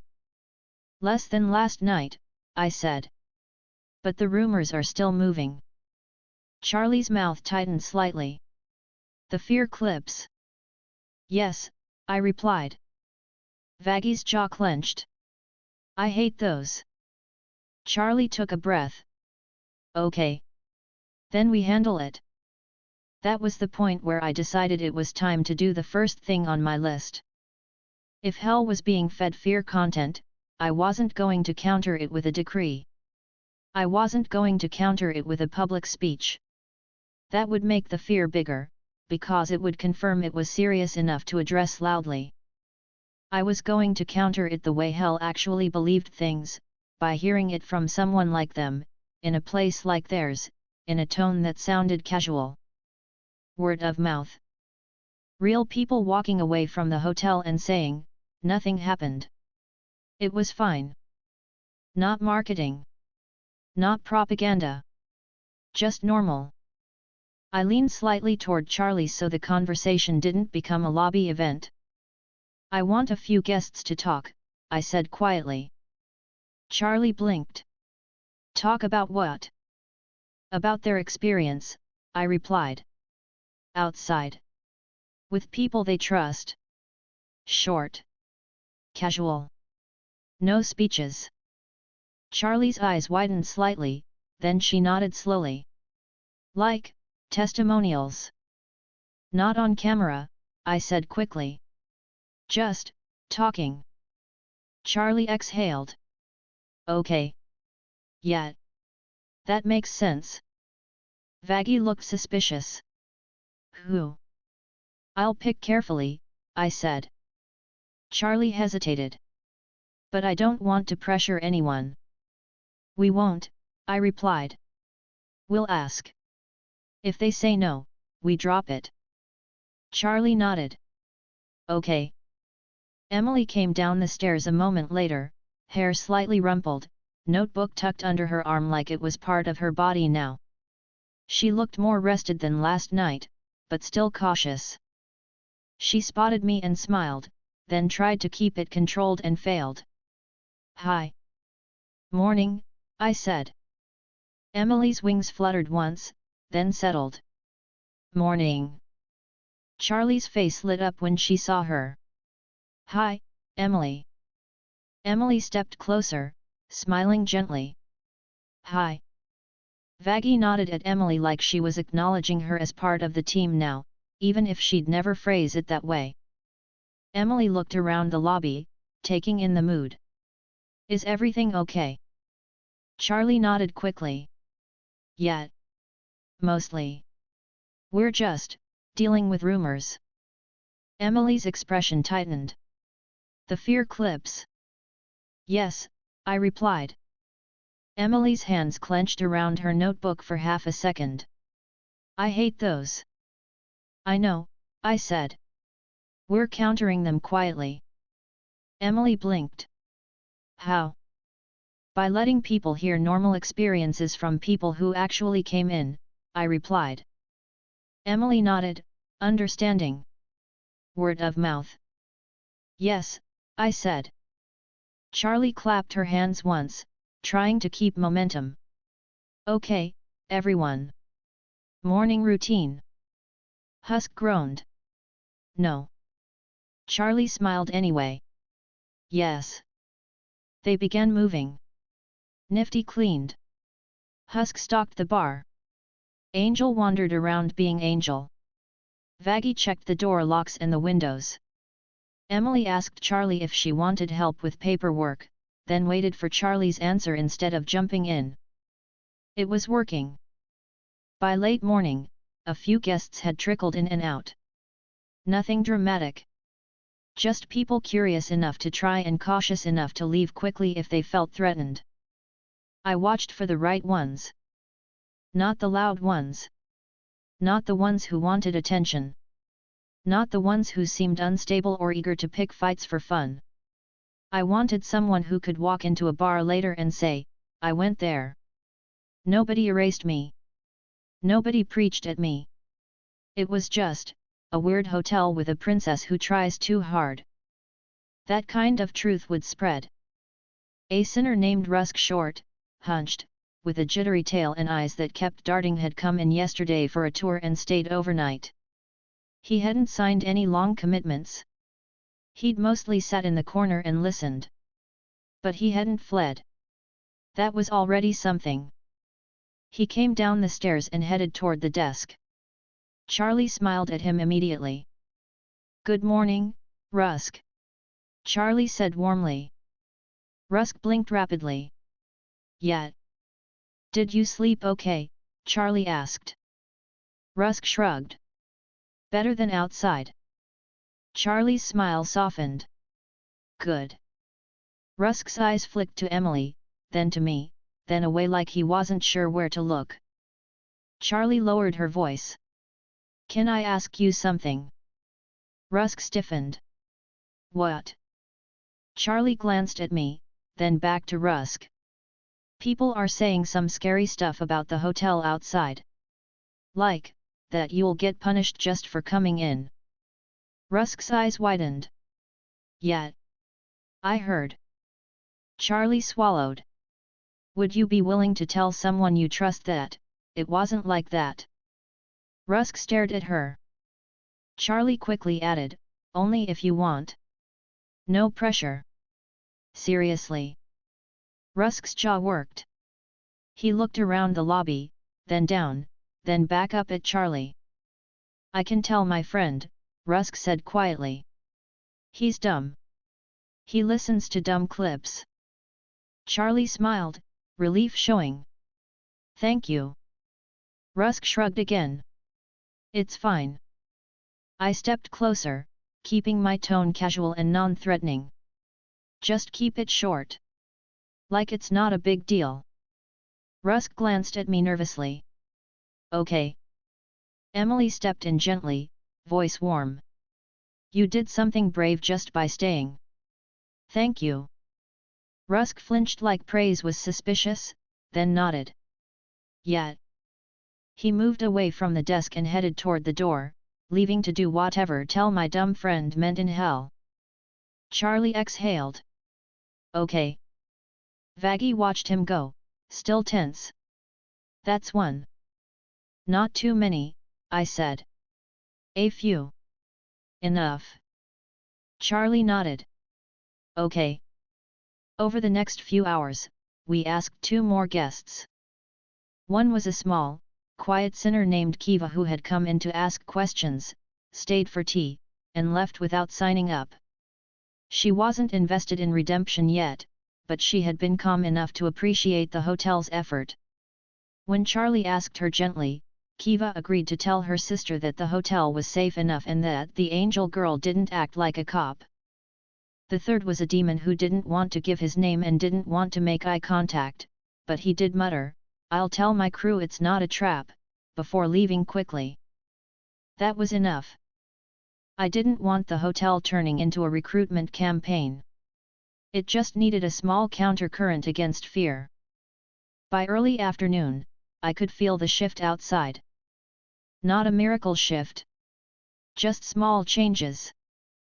Two demons who had been lingering near the corner earlier were now arguing with another group, and I caught the words as I stepped near the window. "I'm telling you, my buddy stayed there," one said. "He's fine." "Yeah, but..." "No, shut up, he's fine." That mattered. Charlie noticed too. She didn't smile big. She just let out a small breath and relaxed her shoulders slightly, like her body had been waiting for permission. "Okay," Charlie said quietly. "That helps." "It will," I replied. Vaggie crossed her arms. "Vox will switch again." "Probably," I said. Charlie nodded slowly. "But we can handle switching." Emily smiled gently. "You're doing really good." Charlie's cheeks pinked. "Thanks." That was the moment I chose to do the second thing. Charlie needed to know what Heaven's support actually looked like now. Not in a complicated way. Not in a formal decree. In simple terms, so she didn't feel surprised when things changed. I didn't want her hearing about protocol from rumors. I walked toward Charlie while she was between guests, and I kept my voice quiet. "Can we talk privately?" I asked. Charlie blinked. "Oh. Yeah. Sure." Vaggie immediately stiffened. "I'm coming." Charlie glanced at Vaggie, then shook her head gently. "It's okay." Vaggie's eyes narrowed. "Charlie." Charlie's tone stayed calm but firm. "Vaggie." "It's okay." Vaggie hesitated, then gave a tight nod. "I'm staying in the lobby." Charlie nodded. "Okay." Emily started to follow too, then stopped herself.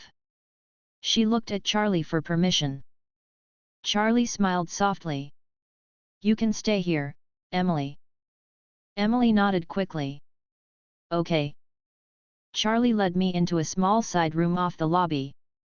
It had mismatched chairs and a table with a lamp that buzzed faintly.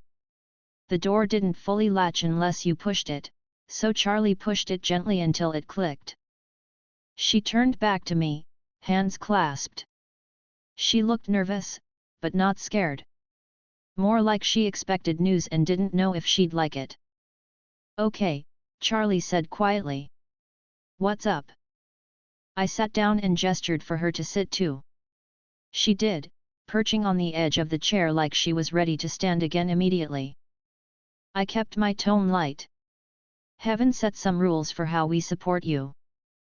Charlie's eyes widened slightly. "Rules?"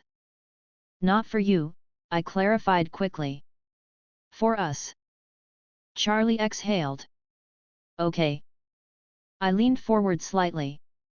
"The big thing is minimal visibility. No announcements. No official Heaven branding. No angel teams showing up like a patrol." Charlie's shoulders loosened a fraction. "Good. Emily can visit," I continued, "but she stays unofficial. Friend. Not inspector." Charlie nodded quickly. "That's already how she's acting." "I know," I said. "And it's working." Charlie's expression softened. "Okay. Supplies will still come," I said. "But quietly. Through the speaker's channel. No big deliveries in the street." Charlie nodded slowly. "That makes sense." "And if there's media manipulation," I added, "Heaven's first move is monitoring, not force. We identify the source and the framing. If it's inciting violence, I address it directly. If it's just mockery, we let it be. Charlie blinked. So, you're not going to punish people for being mean? No, I said. Charlie exhaled like she'd been holding that fear in her chest. Good. Because I can handle mean. I just can't handle people dying. I know, I said. Charlie's eyes lowered. About the erasing thing. I know you said you won't do it again unless someone's going to hurt someone. Yes, I replied. Charlie looked up. Is that part of the protocol too? In a way, I said. The protocol is to avoid spectacle. Avoid making you look like a heaven project. Avoid turning your hotel into fear. Charlie nodded slowly. Okay. She hesitated, then asked, voice careful. Does heaven actually support this? Like Sierra.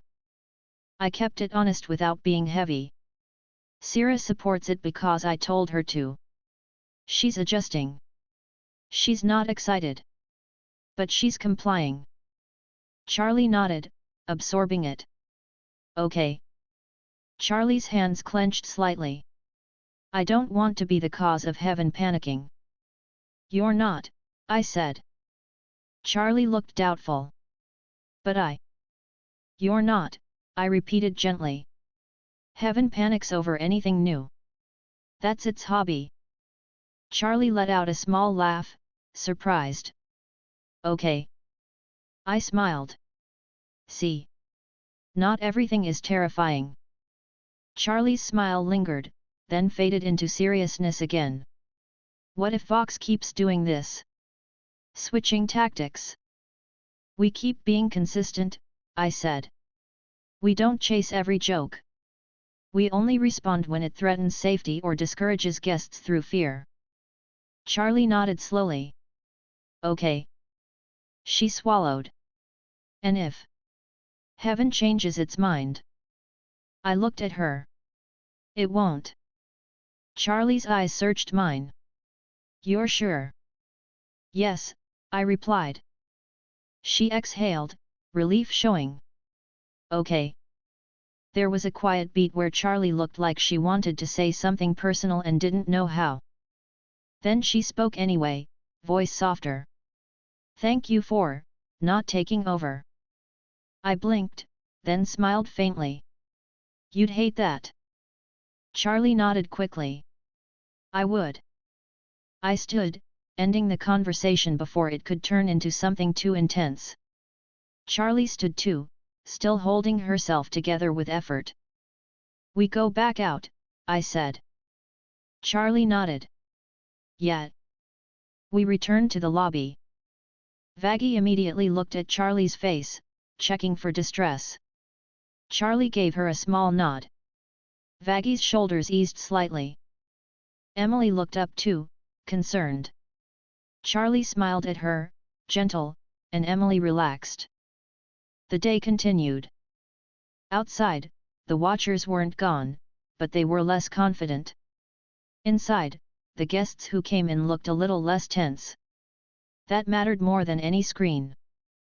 Near evening, I checked on Emily again without making it a big deal. She was sitting on the couch with her notebook closed for once, hands resting in her lap, shoulders slightly drooped. She looked like she was trying to be calm and was still tired in a quiet way. I sat down on the edge of a chair across from her, keeping my voice low. How are you doing? I asked. Emily blinked, then smiled gently. Better. You rested, I said. I did, Emily replied quickly. This time I actually slept. Good, I said. Emily's eyes flicked toward Charlie at the desk, then back to me. Did she seem okay after you talked? Yes, I replied. She needed clarity. She has it now. Emily nodded slowly. Okay. She hesitated, then asked quietly, did I do okay today? You did, I said. You stayed within the plan and you didn't turn into a symbol. Emily's cheeks pinked faintly. Good. I smiled. Now keep that energy. And keep sleeping. Emily nodded, amused and relieved at the same time. The lobby kept moving. Husk grumbled. Angel talked. Nifty cleaned. Vaggie watched the doors. Charlie greeted guests. Emily stayed gentle. And outside, word of mouth did what it was supposed to do, it made fear less interesting. Chapter 15, Small Messengers, Quiet Checks. The hotel settled into its late-night rhythm again, which mostly meant it stopped pretending it was a normal building and admitted it was a stubborn idea held together by people who didn't know when to quit. Charlie stayed up later than she should have, finishing notes at the front desk with her clipboard resting against the counter like it belonged there permanently. Vaggie hovered close until Charlie finally agreed to go upstairs, and even then Vaggie looked like she wanted to carry her. Husk grumbled behind the bar while wiping the same spot on the counter until it shined. Angel wandered off to his room after announcing to nobody that he was emotionally exhausted from being iconic. Nifty kept doing small cleaning loops until she nearly walked into a wall and giggled at herself. Emily followed the plan. She rested when she needed to. She didn't give speeches. She didn't jump toward every guest. She stayed present in a gentle way that made the lobby feel less sharp. I stayed near the entrance until the last bits of movement quieted. Then I stepped outside. The street air was warm and dirty. Neon signs flickered. A few demons lingered on corners, not as a crowd this time, just as bored bodies passing time. They looked at the hotel sign, then at me, and decided they didn't want to pick tonight. That was fine. I walked a slow circle around the block, hands in my pockets, listening to conversations as I passed. The fear clips had lost some of their bite during the day. That didn't mean they were gone. It meant they were competing with reality now, and reality was usually harder for hell to ignore when it came from someone they knew. That was the point of the word-of-mouth plan. Not to win against Vox. Just to keep Charlie's hotel from being strangled by rumors before it had a real chance. By the time I returned inside, most of the staff had gone quiet. The lobby lights flickered softly. The front desk lamp buzzed faintly. It almost felt peaceful if you ignored that it was hell. I waited until morning. Not because I needed to. Because the hotel needed the calm. When hell's version of morning rolled in, the lobby woke up in pieces. Nifty appeared first, as usual, already cleaning. Husk followed, already annoyed. Angel wandered down eventually, complaining. Vaggie came down ready for a fight that wasn't happening. Emily came down with her notebook tucked under her arm and her posture carefully relaxed. Charlie appeared last, hair slightly messy, robe tied too loosely, eyes tired but smiling anyway. "Morning," I said to her when she reached the desk. Charlie's smile warmed. "Morning." She looked at me like she was waiting for the next thing. "Today we do 3 boring things," I said. Charlie blinked. "Boring?" "Yes," I replied. "Boring is good." Her shoulders loosened slightly. "Okay." Vaggie immediately leaned in. "What things?" "First," I said, "we pick a few guests who can safely spread calm word of mouth. Not as a campaign. Just as normal talk. Second, I check Vox's territory for new tactics. Third, I message the speaker with updates so Heaven keeps support quiet." Charlie nodded slowly. "Okay." Vaggie's gaze sharpened. "Safely?" "Yes," I replied. "Nobody gets used as bait." Emily looked concerned. "People could be targeted for talking." "That's why we pick carefully," I said. Charlie swallowed, then nodded. "Okay." I kept my tone light. "You're the face of this place, Charlie. You know who's stable enough and connected enough that talking won't get them hurt." Charlie's cheeks pinked slightly at being called the face. She nodded again, grip tightening around her clipboard. Okay, she repeated, like saying it out loud helped. We started with a short, quiet meeting behind the front desk. No dramatic gathering. No speeches. Just the people who needed to hear the plan. Charlie, Vaggie, Emily, Husk, and Angel were present. Nifty tried to join, then Charlie gently asked her to keep cleaning, and Nifty zoomed away happily like she'd been given a mission. Charlie held her clipboard like a shield. So, who? I looked at her. Who stayed overnight and didn't leave scared? Charlie flipped a page. Rusk. Yes, I said. He already agreed to tell a friend. Charlie nodded. Kiva too. Good, I replied. But we don't push more from them unless they want to. We don't want them feeling responsible. Emily nodded quickly. No pressure. Charlie looked thoughtful. There's also, a guy named Darn. He doesn't talk much. But he's part of a group. Like, a crew. Vaggie's eyes narrowed. A crew can be dangerous. Charlie nodded quickly. I know. But he's not like that. He's scared all the time, but he's not violent. And he keeps saying he's tired of being scared. Emily's face softened. That sounds like someone who might try. Husk snorted. Or someone who'll get eaten alive if his crew doesn't like what he says. Charlie hesitated. Maybe. Vaggie leaned in toward Charlie. If there's risk, we don't use him. Charlie's shoulders tensed. I'm not using him. I thought maybe. I raised a hand slightly, calm. We'll talk to him first. Quietly. Ask what his situation actually is. If it's risky, we drop it. Charlie exhaled. Okay. Angel leaned against the counter, smirking. What about me?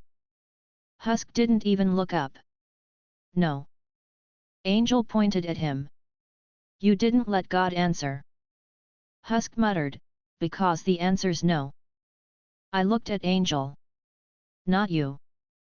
Angel put a hand on his chest. Wow. Hurtful. It's practical, I replied. Your voice spreads chaos. Angel grinned. That's fair. Emily looked like she wanted to giggle and held it back. Charlie looked down at her clipboard, then back up. So, how do we do this? Simple, I said. We ask a few guests to talk to people they trust. We don't give them lines. We don't tell them to convince anyone. We just ask them to tell the truth. The hotel didn't punish them, the staff didn't attack them, the angel didn't preach, and the princess didn't trap them. Charlie nodded slowly, eyes bright with focus. Okay. Vaggie's posture remained tense. And if someone tries to intimidate them outside? I'll be nearby, I said. Husk scoffed softly. You're always nearby. Yes, I replied. That's the point. Emily lifted her notebook slightly, reminding herself and everyone that she had a role too. I can check in with guests quietly. Ask if they feel safe leaving. Charlie smiled at her. That would help. Emily brightened, then reined it in. Okay. We broke the meeting quickly. Charlie didn't need a staff huddle that looked like panic. She needed to keep greeting guests like nothing had changed. She returned to the desk. Vaggie resumed scanning the doors. Husk went back to the bar. Angel sprawled on the couch again, already talking. Emily moved gently through the lobby, asking Charlie before doing anything. I waited for Darn. He came in just before midday, hesitating in the doorway like he was checking for traps. He looked smaller than most demons, shoulders hunched, eyes flicking around the room. His clothes were worn, his posture defensive. He didn't meet anyone's gaze directly. Charlie's face softened immediately. "Hi," Charlie said warmly. "Welcome back." Darn blinked. "Yet." Charlie didn't push. "Do you want to sit?" He nodded quickly and moved toward a chair near the corner. Emily walked past him with a soft smile and didn't stop, which was exactly what we'd discussed. Let Charlie lead. Let guests settle. After a few minutes, Charlie glanced at me. I nodded slightly. Charlie walked over to Darn with her clipboard held low, not like a barrier, more like a prop. "Hey," Charlie said gently. "Can I ask you something?" Darn stiffened. "What?" Charlie kept her voice soft. "You don't have to answer if you don't want to." Darn's eyes darted to the door. "Okay." Charlie sat in the chair across from him, leaving space. "Do you have people outside who watch what you do?" Charlie asked carefully. Darn blinked rapidly. "Why?" Charlie hesitated, then decided to be honest in the simplest way. "Because rumors are scaring people away. And sometimes it helps when someone tells the truth. But I don't want to ask you to do anything that gets you hurt." Darn stared at her like he didn't know what to do with that kind of care. Emily hovered near the front desk, not listening indirectly, but close enough to respond if Charlie needed her. Vaggie watched the door. Husk pretended not to care. Angel looked over occasionally, curious. Darn swallowed. "My crew," he said quietly. They talk." Charlie nodded slowly. "Are they violent?" Darn's jaw tightened. "Sometimes." Charlie kept her tone calm. "Would they hurt you for coming here?" Darn hesitated, then nodded faintly. "If they thought I was weak." Charlie's expression softened. "I'm sorry." Darn shrugged quickly like he didn't want sympathy. "It's hell." Charlie nodded once. "Okay. Then I won't ask you to tell them anything." Darn's shoulders loosened a little, relief showing. Charlie continued gently, "But if there's anyone else you trust, outside of them, who you could tell, like a friend who won't hurt you, would you want to?" Darn stared at her. "Why do you care?" Charlie's voice stayed steady. "Because I want people to have a chance to come here without thinking they'll get erased just for walking in." Darn glanced briefly toward me, then away fast, like even looking at me too long was dangerous. Charlie followed his glance and added quickly, "He won't erase you for talking. He won't erase you for being scared." Darn swallowed again. "How do you know?" Charlie didn't look at me for permission. She just answered. "Because he told me, and because he's been here, and because he hasn't hurt anyone who didn't try to hurt us." Darn's hands trembled slightly. He tucked them under his arms to hide it. "I got a cousin," Darn said quietly. "He's not crew. He runs errands. He hears stuff." Charlie nodded. "Would it be safe to tell him you came here and it was fine?" Darn hesitated, then nodded slowly. "Yeah. I think so." Charlie's face brightened gently. "Only if you want." Darn nodded again, firmer. "I can tell him." Charlie smiled, relieved. "Thank you." Darn looked uncomfortable with gratitude. "Don't make it a thing." "I won't," Charlie promised. Darn stood quickly, like sitting too long made him feel exposed. Charlie stood too. "If you ever feel unsafe because of coming here, you can tell us. We'll figure it out." Darn nodded, then moved toward the door. He paused at the threshold, then left. Vaggie exhaled through her nose, watching him go.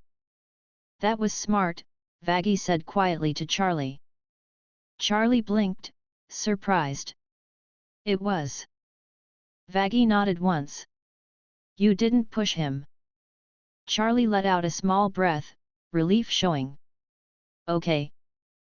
Emily stepped closer to Charlie, smiling gently. You did really good. Charlie's cheeks pinked. Thanks. That covered the first task, identify guests who could safely spread calm talk, without turning it into a performance. We had 3 now, each with a different social circle. Now I needed to do the second task, check Vox's territory for subtle shifts. I didn't announce it loudly. I just told Charlie quietly at the desk. I'm stepping out for a bit, I said. Charlie nodded immediately. Okay. Vaggy's eyes narrowed. Vox. Yes, I replied. Emily looked concerned. Be careful. I will, I said. I left the hotel and walked, not teleporting, not bending space. Hell needed to see me moving like a normal presence, not like a sudden divine strike. That kept things calmer. As I approached Vox's zone, the city changed again. Cleaner neon. More screens. More cameras. More demons in suits pretending they weren't nervous. I didn't go straight to Vox Tech. I walked the perimeter first, scanning billboards and listening to street talk. Public screens still weren't showing the hotel clip. That was good.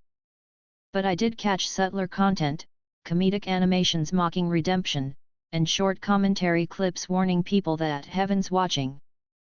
Not directly tied to Vox's logo. But the style was familiar. The pacing. The audio polish. The way it felt designed to be shared quickly. I stopped near a kiosk where demons were watching something on a wall screen. A voice laughed, synthetic and smooth, while a cartoon angel wagged a finger at a cartoon sinner. I watched without reacting. The demons noticed me. Their laughter died instantly. They stepped away like the screen might explode. I leaned toward the kiosk operator, a bored demon with tired eyes. Who's pushing this? I asked casually.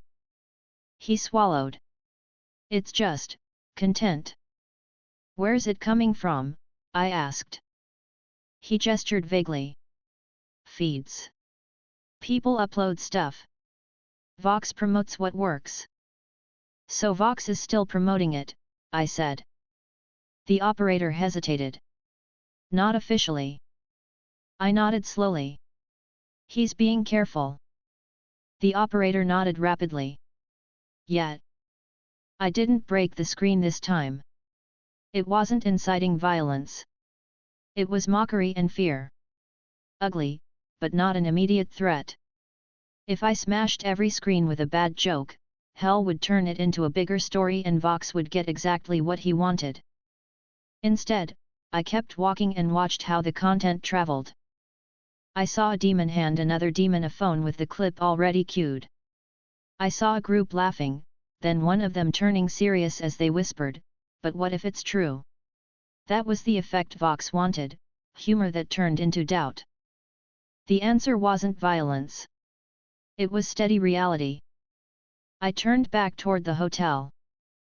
On the way, I opened the Heaven channel to the speaker quietly, internally, without any show. I didn't need to step into Heaven physically to send information. The channel existed because I was God and because the speaker served as my administrative bridge. Her presence touched the edge of my awareness, focused and ready, like she was always working. Report, she sent, simple and immediate. I kept it concise, the way Sierra preferred and the way bureaucracy needed. Fear clips are shifting from public billboards to smaller feeds. No direct hotel footage on major screens. Flyers attempt was stopped. Word of mouth is countering fear locally. Advise keeping supply deliveries discreet and avoiding any official Heaven branding. There was a short pause, then her reply came, controlled. Understood. We will keep deliveries quiet and routed through the channel. No statements. No additional angel personnel assigned. Continue monitoring. I felt a small appreciation for her efficiency. She'd learned quickly that chaos was prevented by not feeding it. Also, I sent, if Heaven staff ask to help with messaging, deny it. It will increase attention. Her reply was immediate. Denied. I will issue internal instruction. Good. I closed the channel and kept walking. When I returned to the hotel's street, I noticed the watchers again. Not many, but consistent. They looked less bold than yesterday. More uncertain. That was the point. Inside, the lobby was busy in a small way. Charlie was talking to a new guest, voice warm. Emily stood nearby, smiling gently.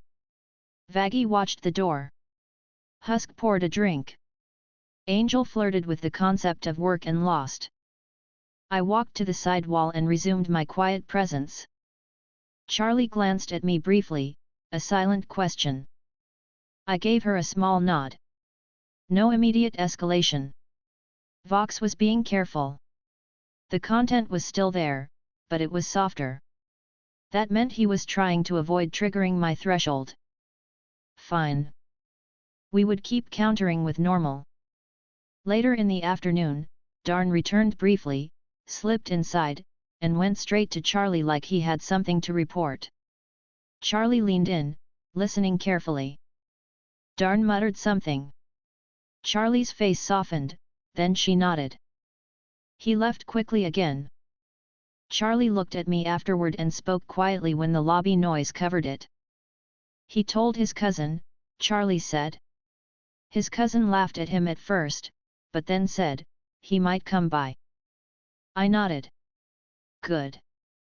Charlie's eyes were tired but bright. It's working a little. It will, I replied. Emily smiled gently, hearing it. That's really good. Charlie nodded, then returned to greeting the next guest like she didn't want to cling to one win too hard. As evening approached, I checked the street once more. No crowds. No flyers. Screens nearby remained bland. Personal devices still carried mockery, but fewer fear warnings than earlier. That suggested word of mouth was diluting the fear message faster than Vox could seed it. Not because Vox was weak. Because he couldn't fully control reality without showing his hand. I stayed anyway, quiet, steady, letting the hotel breathe.